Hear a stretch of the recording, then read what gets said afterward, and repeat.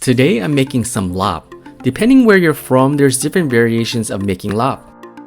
This one's a little different, it's the Lao and Thai Issan style. Today I'm gonna make it with beef and I'm gonna pair it up with tons and tons of veggies and herbs. Look at all these veggies and herbs. You have cilantro, scallions, Asian eggplants, cilantro, chilies, leaf lettuce, the list goes on and on. The star of the show is the toasted rice powder, kaukua. This laab also has tripe, menudo, gizzards, heart, liver, then it's seasoned with kaffir lime leaves, galongo, chopped cilantro, scallions, seasoned with umami flavors such as MSG, fermented fish sauce badek, and fish sauce.